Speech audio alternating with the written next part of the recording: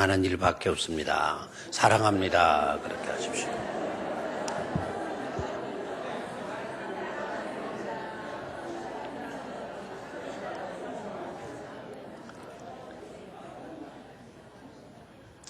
우리가 할 수 있는 일, 우리가 해야 하는 일, 한 가지가 있다면 많은 일이다.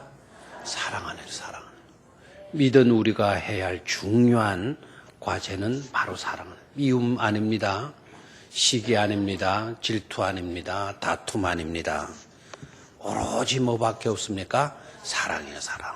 열심히 사랑하는 성도들 되시기를 축원합니다. 자, 저녁에도 말씀으로 은혜 받으실 수 있기를 축원합니다.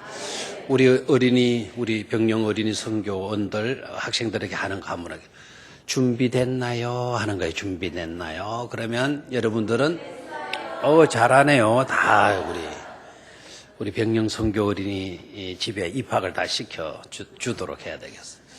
자, 은혜 받을 준비 됐나요? 준비됐어요. 눈이 확 열릴 준비 됐나요? 준비됐어요. 안 하는 사람 뭐예요? 안 하는 사람.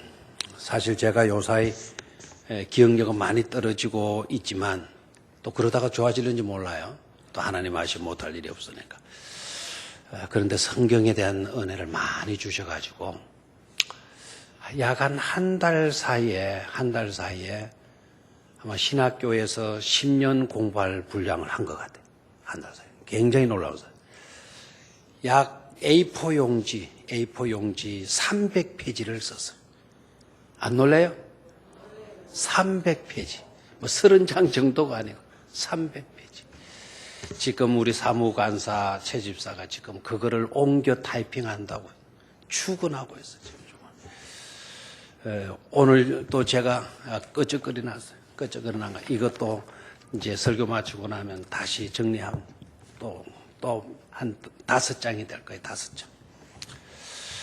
아무튼 많은 말씀의 은혜를 주시면 저만 간직하고 저만 벅차서는 안 될 거 아닙니까? 그죠? 우리 사랑하는 우리 병영계 성도님들이 말씀에 꼭 은혜를 크게 받으셔야 될 줄로 믿습니다. 세상 말들 듣고 은혜 받을 필요 없어요. 그거 오래 안 가요. 하나님의 말씀으로는 우리가 반드시 깨닫고 은혜를 받아야 될 줄로 믿습니다. 제가 창세기를 주로 많이 보다가 이제 출애굽기로 넘어왔는데요. 출애굽기를 제가 3장까지 지금 새롭게 읽고 있어요. 3장까지. 근데 오늘 1장 나누게 되는데 그 1장이 얼마나 중요한가 하는 것을 깨닫게 돼요. 출애굽기 1장이 얼마나 중요한가. 족장 시대가 마감이 되고요. 족장 시대가 마감이 되고 새로운 한 나라가 태동되는 이야기를 출애굽기 1장에서 다루고 있어요. 한 시대가 마감이 돼요. 역사적으로 놀라운 거 아닙니까? 그리고 새 나라가 태동이 돼요. 새 민족이 시작이 되는 사건을 다루고 있는 것이 몇 장이다? 출애굽기 1장이다라는 거예요. 출애굽기 1장. 특히 1장에서 앞부분은요. 오늘 우리가 6절부터 읽었잖아요. 1절에서 5절까지는 12지파, 족장시대의 마지막 12지파 그 가족 소개를 해요. 12지파의 소개를 하고 그 다음에 6절, 7절로 들어가서 보면 대단한 전환을 일으키고 있어요. 대단한 전환. 획기적인 중요한 전환의 사건을 다루고 있어요. 자, 6절. 자, 다 펴놨습니까, 성경? 네, 다 펴놓으셔야 돼요. 6절 딱 보면 다 죽었다. 다 죽었다. 그러니까 그 시대가 다 죽은 것으로 끝나버렸다라는 거예요. 세월호 사건도 유병언이가 죽어버렸다. 그러니까 뭐 공소 뭐 이런 거 다 그냥 뭐라더라? 그게 뭐 무효가 됐다든가 뭐 이런 게 다 무효가 됐다. 요셉과 그의 모든 형제와 그 시대의 사람은 다 뭐했고? 죽었고. 7절. 7절, 한 시대가 마감되는 이야기를 6절에 하고 있어요. 그래서 6절을 예사롭게 보고 지나가면 안 돼요. 한 시대가 마감되는 이야기.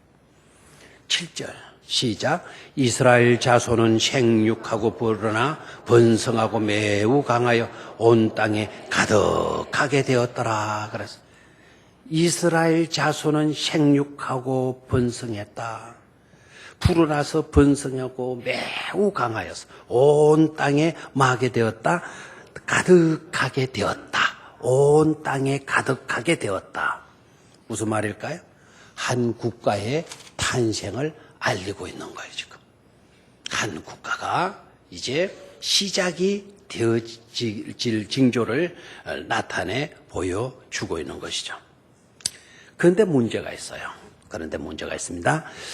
그 문제가 바로 뭐냐? 이제 한 민족이 태동해서 태어나야 되는데, 시작이 되어져야 되는데, 문제가 딱 생기게 돼요. 8절입니다. 8절. 문제가 딱 돼도 되죠? 8절 시작. 요셉을 알지 못하는 새 왕이 일어나 애굽을 다스리더니, 요셉을 알지 못하는 새 임금이 일어나서 애굽을 다스렸다. 애굽을 다스렸다. 그러니까 이 새 임금은 요셉에 대한 인식을 기억을 하나도 하는 게 없어요. 요셉이 어떤 인물이었는지, 자기 나라 역사에서 어떤 영향력을 끼쳤는지, 요셉의 업적에 대해서 하나도 알지 못하는 그러한 새로운 왕이 일어나서 왕이 되었고, 그리고 애굽을 다스렸다. 그래서 다스렸다. 자, 여기까지는 좋습니다. 그런데 문제는 9절이에요. 9절 시작. 그가 그 백성에게 이르되, 이 백성 이스라엘 자손이 우리보다 강하도다. 자, 이스라엘 민족을 본 거예요. 지금 이스라엘 백성들 엄청나게 번성한, 엄청난 숫자로 늘어난 힘을 가진 이스라엘 히브리 민족을 보게 된 거예요. 그 히브리 민족은 누구의 후손들이죠? 야곱의 후손들이죠. 야곱이 애굽 땅으로 이주를 했고, 요셉으로 인해서 고센 땅을 할애받고, 고센 땅에서 약 400년의 역사가 지나는 과정 속에서 400년이 지난 거예요. 400년이 지나다 보니까 요셉이 그렇게 위대한 사람 인물이지만, 그러나 400년 뒤에 새로 세워진 임금은 요셉을 알았다 몰랐다? 몰랐다. 요셉의 가족들이 다, 그에 있었던 사람들이 다 죽고 만 상태였다라는 거예요. 자, 그런데 문제가 바로 뭡니까? 새롭게 부임한, 새롭게 등극한 왕이 이스라엘 백성들을 보는데, 이 백성들이 수가 많다, 우리보다 많다, 우리보다 마다 강하도다. 그러니까 이스라엘 민족을 딱 보면서 긍정적인 시각으로 보지를 않는 거예요, 지금. 야, 이 민족이 이렇게 내려와서 이렇게 커지다니 정말 잘 됐다. 이거 얼마나 귀한 일이냐. 우리나라 이민 와가지고 이렇게 이 사람들이 복을 받고 잘 되었으니 우리 민족이 참 크게 기뻐할 일이다. 이렇게 보았다면 문제가 없죠. 이렇게 보지를 않고 있는 거예요. 바로 밑에 10절을 읽으면 알겠죠. 시작. 자, 우리가 그들에게 대하여 지혜롭게 하자. 두렵건대 그들이 더 많게 되면 전쟁이 일어날 때 우리 대적과 합하여 우리와 싸우고 이 땅에서 나갈까 하노라 하고. 어떻게 봅니까? 긍정적으로 보고 있어요? 부정적으로 보고 있어요? 한 국가의 탄생을 기뻐하거나 좋게 보는 것이 아니라, 그래서 우리와 공생할 수 있는 그와 같은 좋은 우정 국가가 되어지는 그런 것으로 보지 않고 뭐로 보고 있나요? 적으로 보기 시작했다, 이 말입니다. 앞으로 우리들에게서 큰 위험물이 되어질 수 있는 그런 요소를 가진 존재들이다, 이렇게 보고 있다는 점이에요. 이해가 됩니까? 그러니까 히브리 민족이 크게 번성이 되었고, 번성이 되어지자 요셉을 알았던 사람 같으면 박수로 쳤을는지 몰라요. 그런데 요셉을 전혀 모르는 새로운 왕이 딱 등극을 하게 되면서 히브리 민족을 눈여겨본 거예요. 이 사람들 대단하다. 큰 위협의 대상이 될 수가 있다. 그냥 두었다가는 우리가 큰 코 다치게 되어질 것이다. 공존하는 대상으로 좋게 보지를 않고요. 부정적으로 보고 있는 거예요.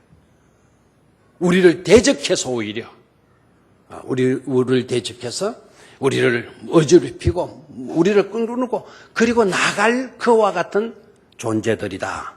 이렇게 보기를 시작한 거죠. 10절입니다. 10절. 10절을 보기 전에 10절을 보죠. 시작. 자, 우리가 그들에게 대하여 지혜롭게 하자. 두렵건대 그들이 더 많게 되면 전쟁이 일어날 때 우리 대적과 합하여 우리와 싸우고 이 땅에서 나갈까 하노라. 어떤 시각으로 봤다 그랬어요? 부정적인 시각으로 보았죠. 그래서 어떻게 말을 합니까? 지혜롭게 하자.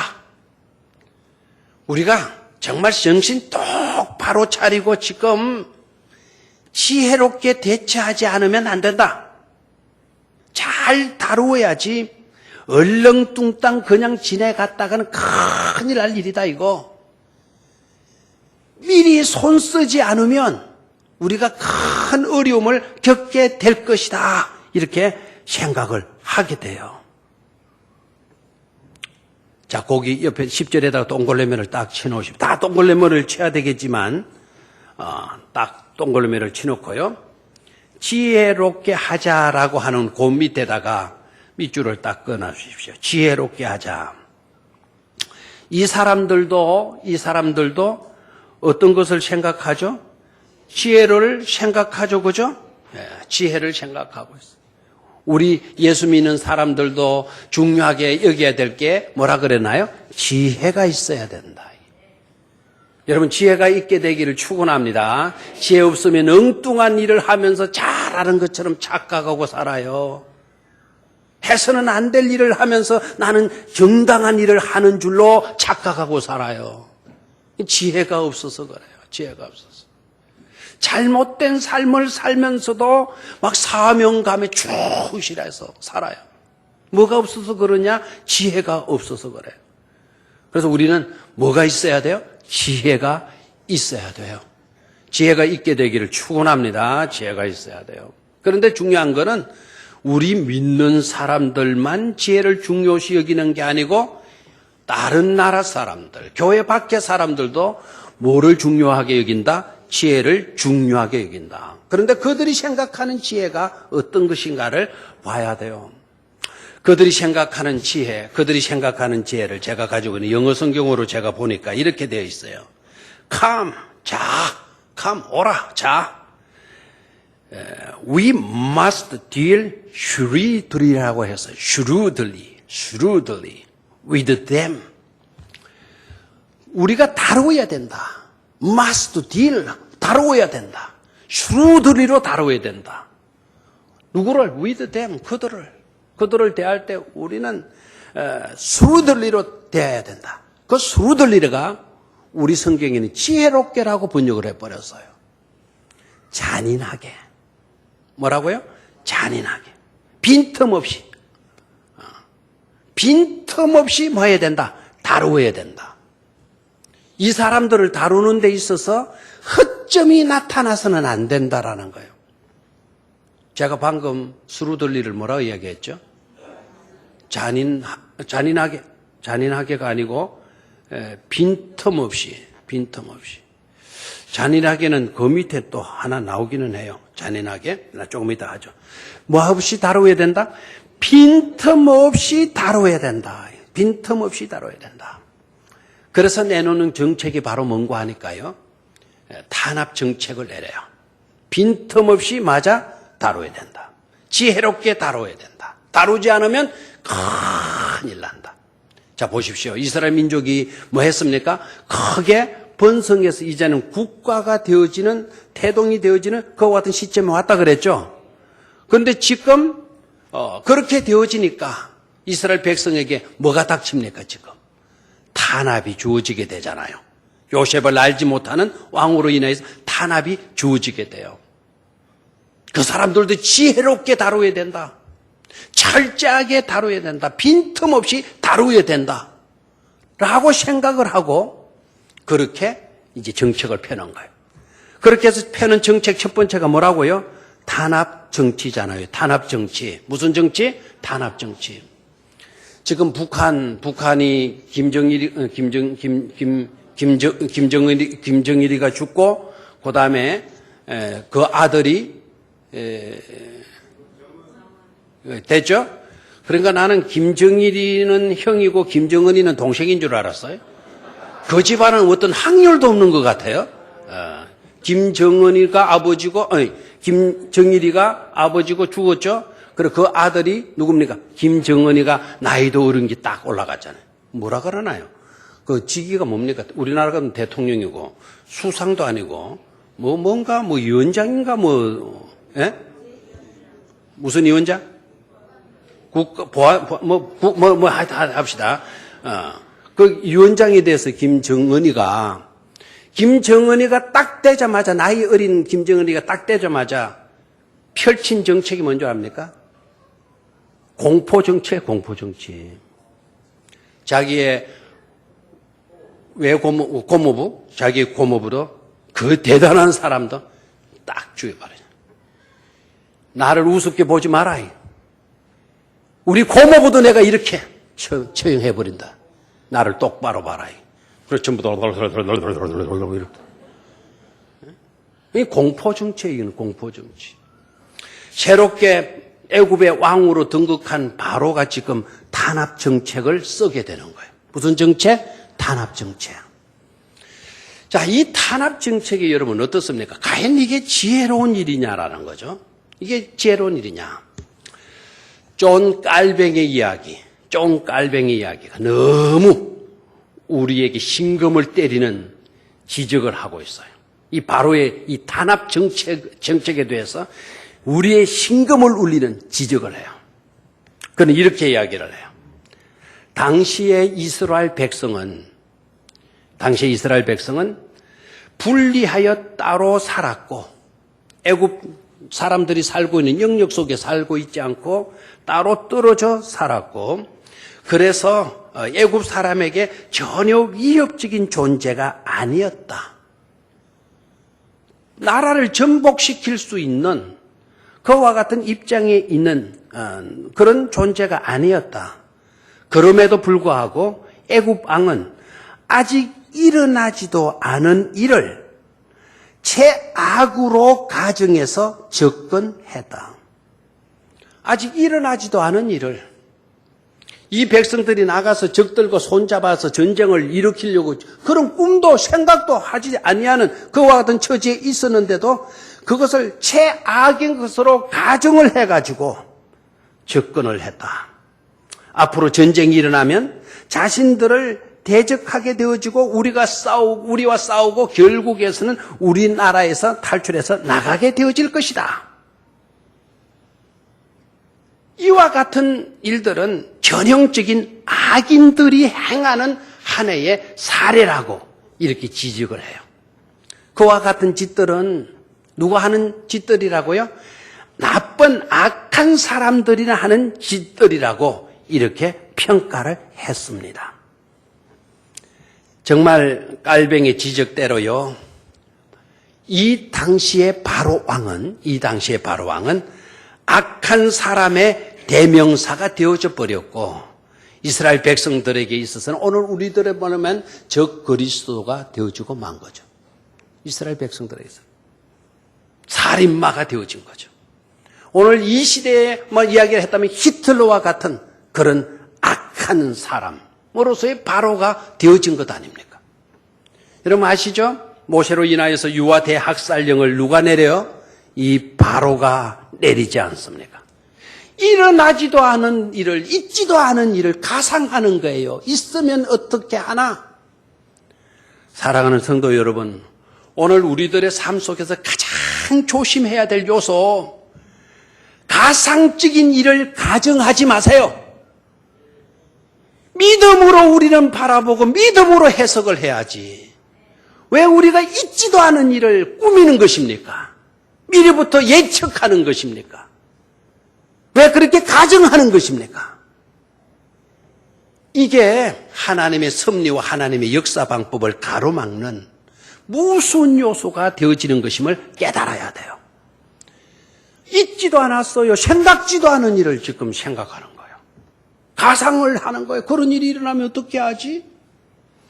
여러분, 이와 같은 관점에서 출애굽했던 백성들이 가나안 땅에 들어가지 못하고 10사람들이 정탐꾼들이 돌아와가지고 하는 말. 그들은 우리들보다 힘이 세다. 그 성은 견고하다. 우리는 이때까지 이렇게 노예 생활했던 사람들이다. 그리고 광야에 지칠 대로 지쳐있는 우리들이다. 우리들이 들어갈 수가 없다. 그래들이 욱하게 되면 우리가 뭐가 되겠느냐. 그래들이 정렬을 가다듬어가지고 전투 계획을 짜가지고 전략을 아주 치밀하게 짜가지고 우리를 침범해 온다면 우리는 하루잡이 무너질 것 아니냐. 삼킬 계획도 하지 않는데도 불구하고 대래 자기네들이 가상하는 거예요. 가상. 그리고 가정하는 겁니다. 그렇게 되면 우리 꼴이 뭐가 되겠느냐. 들어가는 것 불가능하다. 차라리 뭐 해버리자? 돌아가 버리자라는 거예요. 무슨 말인지 아시겠어요? 우리가 어떤 일을 하자고 하게 되면 가상합니다. 가상. 머리로 다 계획합니다. 가상이에요. 그러면서 여러 가지 긍정적인 것으로 생각하거나 계획하거나 하나님의 말씀을 토대로서 믿음으로 해석하거나 분석하거나 꿈꾸는 것이 아니고 전부 다 이성적인 것으로 가상하는 거예요. 가상해서 가정해가지고 단정을 내려버려요. 이게 그렇게 되어지면 하나님 일은 된다, 되지 않는다, 되지 않는다. 설사 되어졌다 하더라도 바로처럼 악인의 대명사가 되고 만다라는 사실이에요. 심각한 도준으로 와 닿아야 되는 줄로 믿습니다. 어떤 일을 여러분 한다 생각해 봐요. 우리가 고아원을 세웁시다. 오늘 필리핀에 바탕 가서 우리 선교지에 정자교회 목사님과 청년들이 다녀왔어요. 오늘 다녀오고. 그리고 선물을 가지고 오늘 오후에 사모님과 그 아들들 둘이가 방문을 했었어요. 맨입으로 보내가지고 제가 마음도 좀 아프고 해요. 근데 갔다 왔는데 그 두 아들들이, 한 아들은 옛날에 우리 교회에서 한번 갈 때 우리 따라서 그 큰 아들이 갔다 왔어요. 걔는 두 번째 갔고. 지금 한동대 다니는 그 아이는 이번에 첫 번째 갔어요. 이놈은 형 그늘에 가려가지고, 이놈은 뭘 말하고 싶어도 형이 다 말해버려가지고 지는 말을 못했어요. 그래서 제가 그 동생 하는 아이한테도 물었더니 얘는 처음 가가지고 아직 보는 시각이 좁았다라는 걸 내가 깨닫게 돼요. 내 큰아들은 지가 노트북 그 컴퓨터를 탁 끄집어내더니 컴퓨터에 동영상 준비해가지고 저한테 보여줘서 짧은 시간에. 얼마나 감사한지. 태풍에서 바카사 그 사랑의 선교센터 그 지붕이 다 날아가 버리고 밑에 기둥 그 바닥 그것만 남아있는 사진. 그리고 와와 지역의 정자교회하고 몇 교회들이 2천만 원 가까이 성경금 보내줘가지고 유치원 짓고 학교 지었던 그 건물, 거기에서 활동했던 내용들 다 이야기하고. 그 다음에 와와 들어가기 전에 갔다 오신 분은 아실는지 모르겠지만 와와 가기 전에 우리가 와와 쪽으로 들어가다 보면 조그마한 강을 하나 지나게 되는데 그 바다 위죠. 강이 아니고 바다 위를 건너게 되는데 그 좌측편에 큰 건물이 있었을 거예요. 그게 해양대학교예요. 해양대학교에 나이지리아 학생들이 300명 연수 나와 있대요. 3년간 국가 보조 30%, 필리핀에서 60%를 대고 본인이 10%를 댄대요. 나이지리아에서 거기에서 연수 온 거예요. 대학생들이. 필리핀도 여러분 못 사는 나라라고 해도 여러분 절대로 필리핀 가볍게 생각하면 안 돼요. 저렇게 못 살아도 나이지리아 자기들보다도 더 못 사는 나라의 젊은이들을 위해서 60% 재정을 지원해 주는 거예요. 그것도 한둘이가 아니고 300명을. 그런데 놀랍게도 거기에 연수 나온 아이들이 다 영어권 아닙니까? 영어를 쓰고, 그리고 거기에는 복음이 들어가 있어요. 그 나이지리아에서 공부하러 온 아이들이 지금 바탕가서에 와서 예배를 드린다라는 거예요. 예배 시간이면 자리가 비좁다라는 거예요. 그 아이들이 와가지고 예배를 도우니까. 감사해요, 안 감사해요?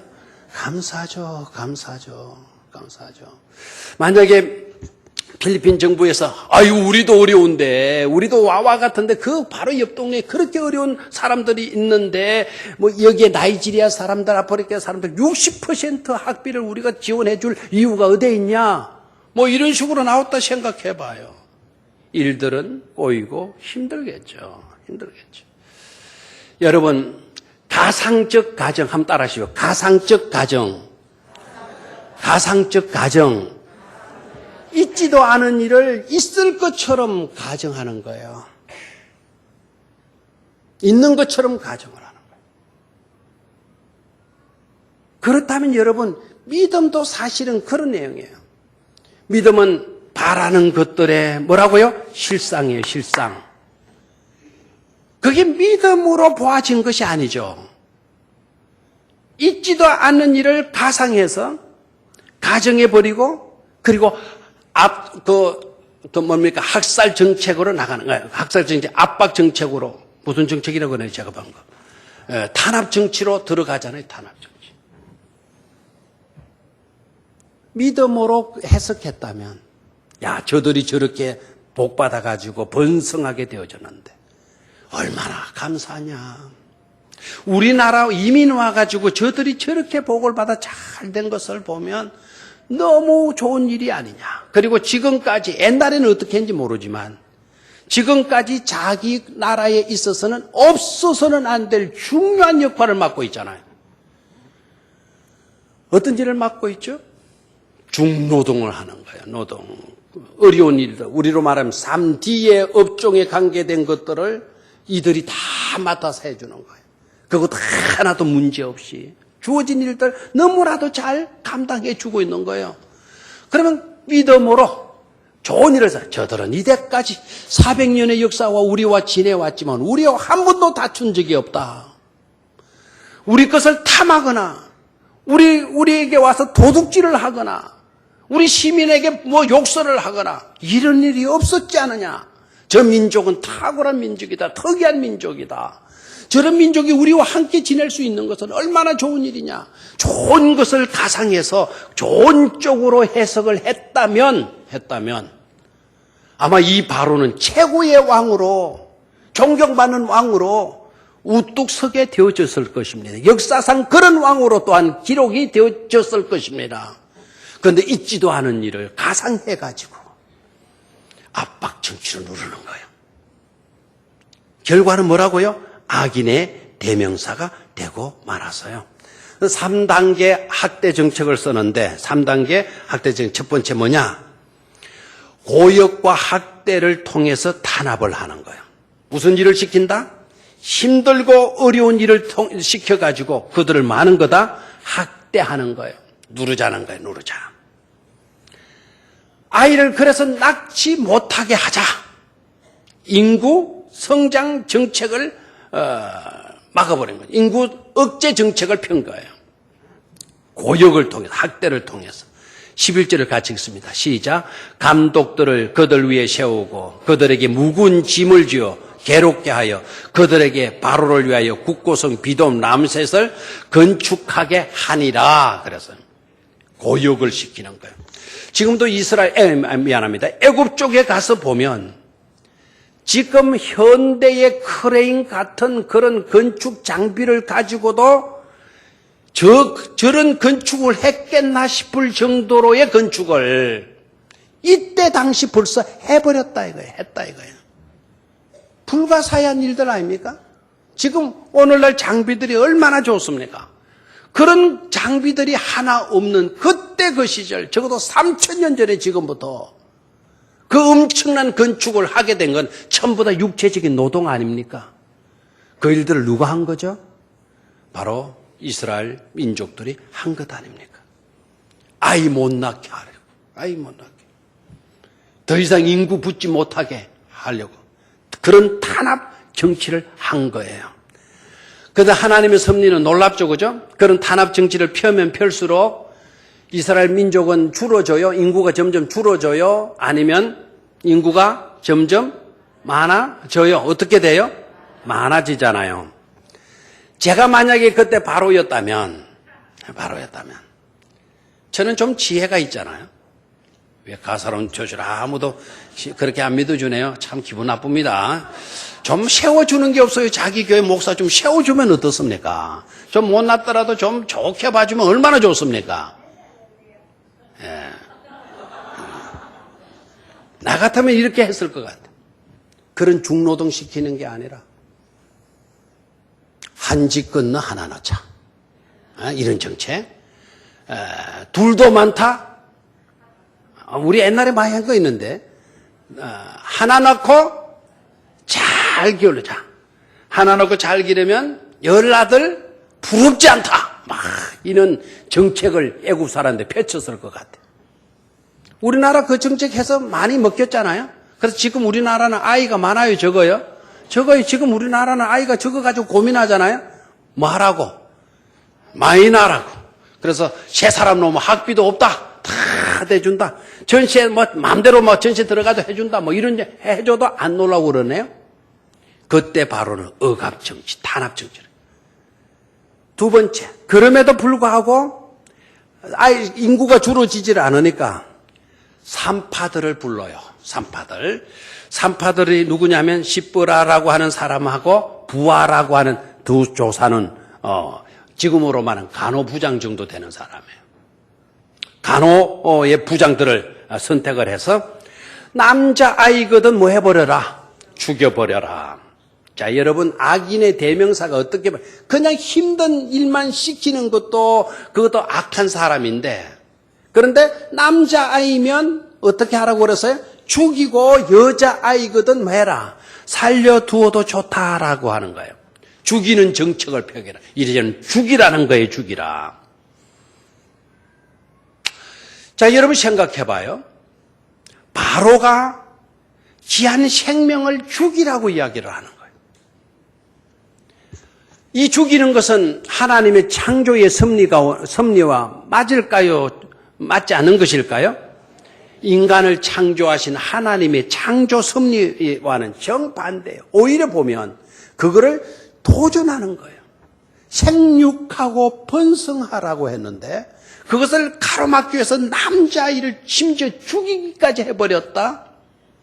이것은 하나님을 도전하는 그런 행위가 되어지는 것 아닙니까?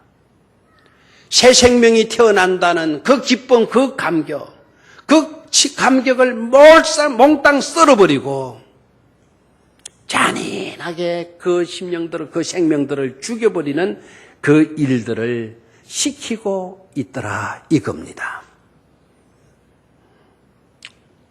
바로의 지금 엄청난 탄압 정치의 내용을 보고 있어요. 자, 이렇게 되니까 문제는 누구에게 있죠? 산파들에게 있잖아요. 그 산파 이름이 누구라 그래서요? 십브아. 이 산파하고 모세의 아내가 되는 사람하고 여자하고 이름이 비슷해가지고요. 한번 확인하고 지나갑시다. 모세의 아내가 되는 사람의 21절, 2장 21절을 봐요. 2장 21절. 찾았습니까? 2장 21절을 보면 모세의 아내는 누가 되죠? 십보라고, 그 다음에 산파 이름은 십브라입니다. 브라. 아이고, 그 이름이 그 이름 같아서. 십브라와 하나는 누구라고요? 부하라고 하는 두 조사는 산파들이 채용하게 돼요. 이제 이 산파들이 딜레마에 빠져요. 바로왕대로 죽이는 일에 우리가 서야 될 것인가? 아니면 하나님의 창조의 원리대로 살리는 일에 우리가 서야 될까? 딜레마에 빠지게 돼요. 근데 이 사건에서 그렇게 아까 치밀하게 truly라고 하는 빈틈없이라고 하는 말을 했잖아요. 그죠? 빈틈없이 우리가 손을 봐야 된다. 이렇게 말을 하고 그렇게 명령을 했던 이 바로왕의 결정적인 실수가 여기서 나와요. 빈틈없이 일을 처리해야 된다, 손을 봐야 된다라고 했지만 바로가 두 조사원을 선출하는 일에 있어서는 하나를 빠뜨리고 있었어요. 그 하나가 바로 뭔 줄 압니까? 고려하지 않았던 요소가 어떤 요소이지 압니까? 바로 17절이에요. 17절. 17절 찾았습니까? 같이 읽습니다. 시작.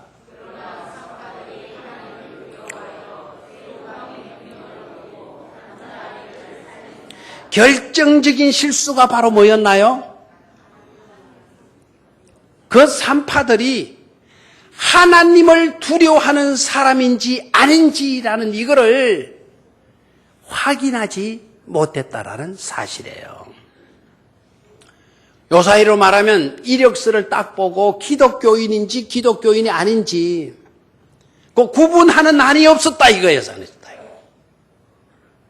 그리고 그때 당시 여러분 요사이는 아이를 낳을 때 여자 애기 엄마가 아기를 낳을 때 남편이 들어가야 안 들어가요? 요새는 들어가게 하잖아요. 그게 언제부터 그렇게 된지 알아요? 원래는 여자가 아기를 낳을 때에는 남자 출입 금지였어요. 언제까지 그랬느냐? 16세기까지 그래서 16세기까지 남자가 들어가지를 못해요. 그럼 이때 당시에 여자가 아기를 낳게 되면 남자는 들어갈 수 있다 없다? 없다. 당시에 최고의 여성으로서 인기 있는 직업이 바로 뭐냐면 조사는 산파. 아기 낳는 사람들 봐주는. 왜? 남자들은 들어가지를 못하니까. 그래서 여자들이 다 돌보아주게 되어져 있었단 말이에요. 그러니까 산파들의 수가 엄청나게 많았을 것이다. 그리고 이 사람들은 히브리 사람들이니까 히브리 사람들을 대상으로 하는 산파가 필요한 거예요. 여기서 여러분 잘 보십시오. 히브리 사람들은 이스라엘 사람들과 그때 애굽 사람들과 같이 상종해서 같이 지내고 살았다? 아니죠. 따로 살았죠. 따로. 그러니까 애굽 여성의 산파들이 히브리 사람들이 살고 있는 고센 땅에 들어가는 것을 싫어하는 거예요. 이유를 알겠죠? 히브리 사람들은 목 축업을 하는 사람들이에요. 그래서 짐승 똥냄새 나는 민족이다 해가지고 애굽 사람들이 굉장히 싫어합니다. 그래서 애굽 사람의 간호사들이 이스라엘 사람들이 사는 지역으로 가서 아기 낳는 것을 돌본다? 안 하는 거예요. 그래서 히브리 사람들 중에 산파들을 구한 거예요. 근데 여러분 놀랍게도 히브리 사람은 누구를 믿는 사람이다? 하나님을 믿는 사람이다라는 거예요. 바로가 그걸 놓치고 있어요. 빈틈없이 치밀하게 준비해야 된다. 지혜롭게 손봐야 된다. 해놓고는 바로 중요한 신앙적인 면, 종교적인 면 이걸 놓쳐버린 거예요. 다행히도 이 산파들이 하나님을 경외하는 여자였기 때문에 바로의 명령보다 누구의 명령을 중요시 여겼어요? 하나님의 창조의 원리를 중요시 여겼다 이 말입니다. 하나님의 창조의 원리가 바로 뭡니까? 살리는 일이에요. 살리는 일. 죽이는 일에 설 것인가 살리는 일에 설 것인가. 이 산파들의 딜레마 속에서 이들은 하나님을 믿는 믿음이 있었기 때문에 오늘날 최고의 권세를 가진 자가 바로라 할지라도 그가 죽이라고 명령했다 할지라도 우리는 바로보다 더 높으신 하나님을 믿는 자들이 아닌가. 그래서 우리들이 뭐는 일을 해야 된다? 살리는 일을 해야 된다라는 거예요. 살리는 일. 사랑하는 우리 병영교회 성도 여러분들, 이 세상 법도대로 우리가 살아가는 자들이 아니고 이 세상 법도보다 더 위대하시고 더 높으신 하나님을 믿는 사람들이기에 죽이는 일에 서지 말고 살리는 일에 설 수 있기를 주의 이름으로 축원합니다. 살리는 일을 하세요. 살리는 일. 왜 가상적인 일을 하고 탄압적인 정체를 펴는 것입니까? 일어나지도 않을 것을 뭐가 그렇게 중요하다고? 아까 우리 기도하신 준희 집사님께서 그런 이야기 했죠. 이 땅에 불모제의 땅에 선교사님들이 돌아왔어요. 그분들이 다 앞으로 일어날 일들을 가상해가지고 모든 것을 따져보고 했다면 어느 선교사가 우리나라 들어올 수 있었겠어요? 와서 죽을 줄 알고도 오는 거예요. 실패할 줄 알면서도 살아서 내가 돌아오기라는 것은 어렵다라는 걸 알고도 오는 거예요. 알고도. 이 나라에 복음을 뿌려주기 위해서, 복음을 심어주기 위해서. 그들이 왕 것 아닙니까?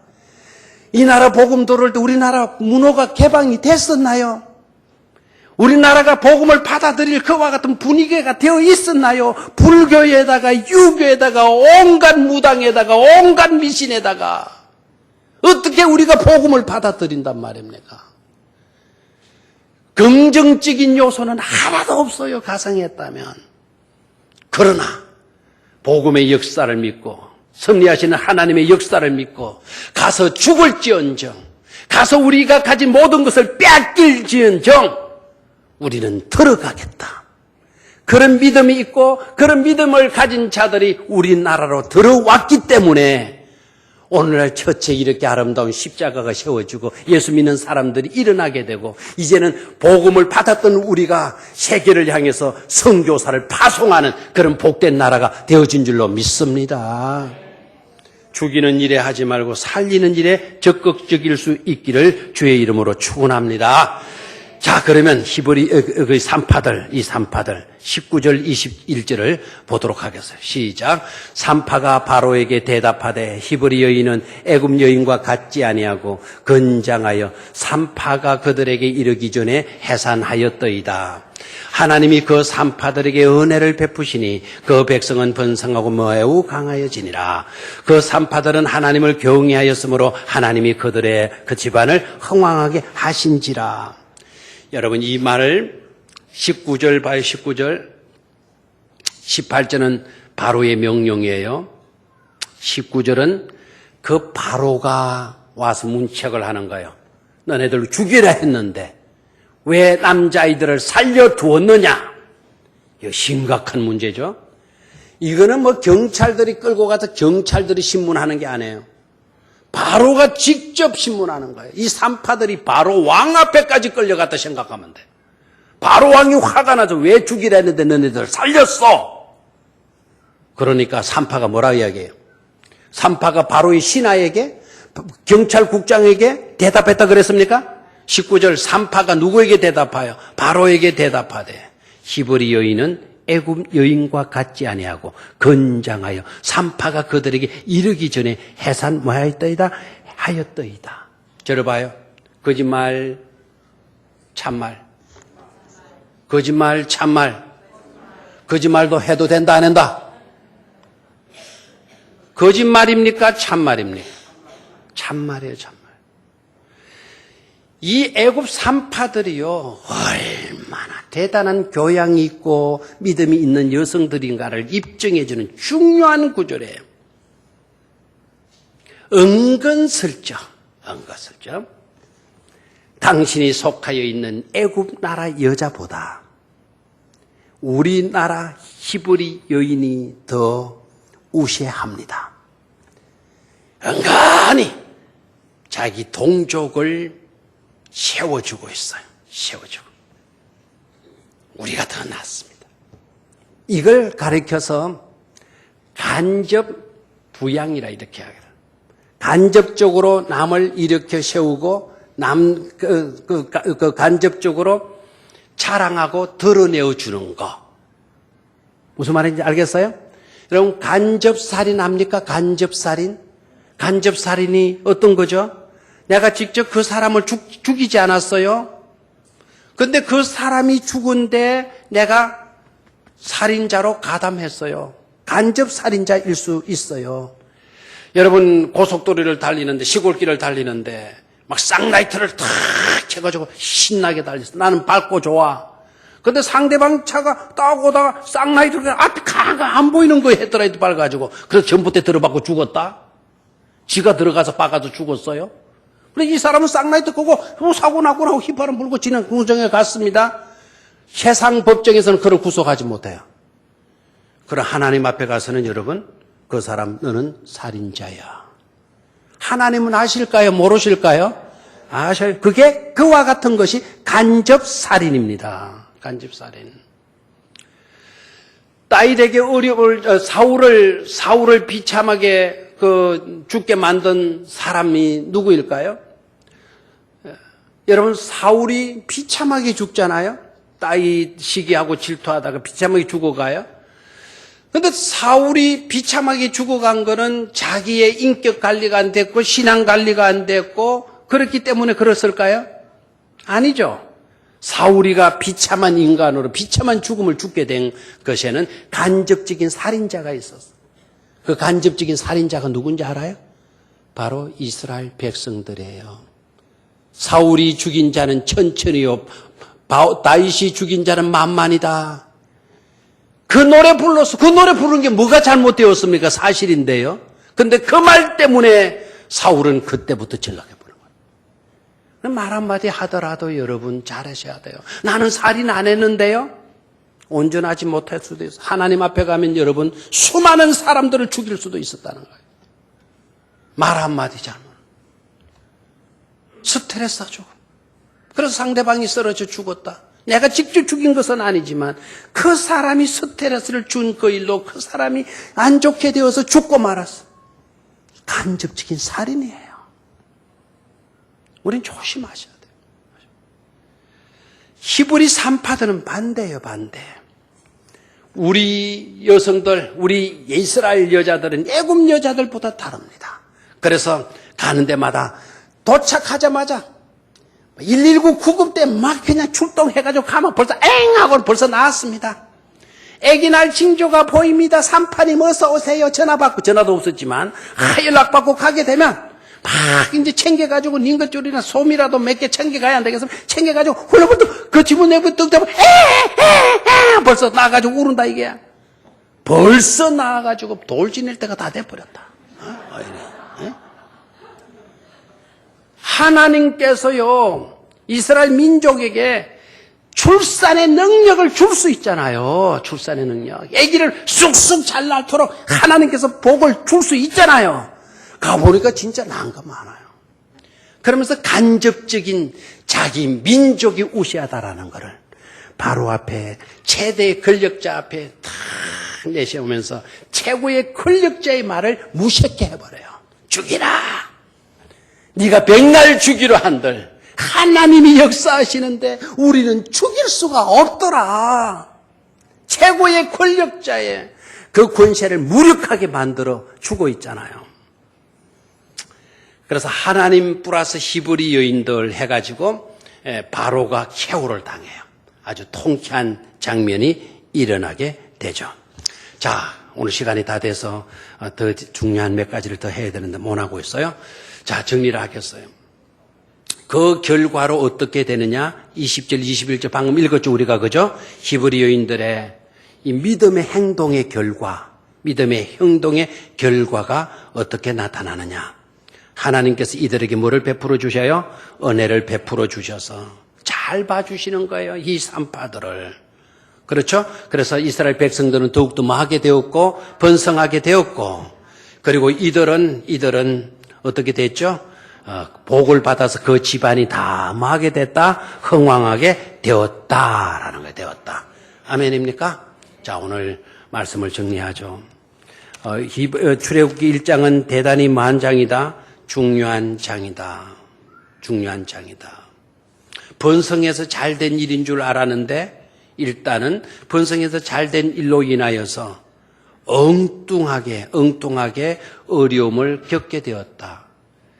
요셉을 알지 못하는 왕이 딱 등장하고 그리고 그 왕이 가상적 가정을 해버렸다. 그렇죠? 쿠데타 일으킬 생각도 안 하고 있는데 쿠데타 일으키지는 않을까라는 가상적인 가정을 하게 되면서 압박 정책을 펴게 되었다. 그런 압박 정책을 펴면 펼수록 히브리 민족은 오히려 더 뭐하게 되었다? 번성하게 되었다. 세계 권세자의 말대로 되어지는 것이 아니라 이성과 세상적인 방법이 통하는 그와 같은 세대가 아니라 하나님의 주권, 하나님의 은혜의 역사, 하나님의 섭리의 역사가 위에 서서 하나님의 은혜로 모든 것이 다스려지게 되어지더라 라는 메시지가 바로 1장 속에 들어있는 것임을 깨닫기를 축원합니다. 가상적인 가상 오늘부터 우리 머리에 다 씌울 수 있게 되기를 축원합니다. 그 사람이 앞으로 그렇게 되면 그렇게 되지 않겠어, 그렇게 되지 않겠어, 그렇게 되지 그 사람은 그렇게 될 생각을 하나도 하고 있지 않은데 대리 또 혼자서 가상해가지고 결론을 내리는 거 비신앙적인 요소다. 그것 때문에 모든 하나님의 역사는 거기에서 얼마나 어려움을 겪게 되는지 모른다. 인류 역사는 말이죠. 고통과 아픔을 겪게 되어진다. 그래서 가상적인 그와 같은 가정들을 우리에게서 뭐 해버려야 된다? 배척해 버릴 수 있어야 된다. 인간이 아무리 치밀하게 계획을 하고 빈틈없이 한다 하더라도 사람의 일은 어디까지나 문제가 있다. 결정적인 바로의 실수가 바로 뭐였다? 하나님을 믿는 사람이냐 아니냐 그걸 고려하지 않았다. 그럼 바로에게 있어서 아주 중요한 사항도 아닌 것으로 여겨졌기 때문일 것이다. 그러나 하나님을 믿느냐 하나님을 믿지 아니하느냐 이거는 바로 성패를 가름하는 중요한 요소가 되어졌다라는 거예요. 사랑하는 성도 여러분, 꼭 믿음의 사람이 될 수 있게 되기를 축원합니다. 하나님을 경외하는 신실한 산파와 같은 그런 믿음의 종들이 되시기를 주의 이름으로 축원합니다. 하나님 아버지, 인류 역사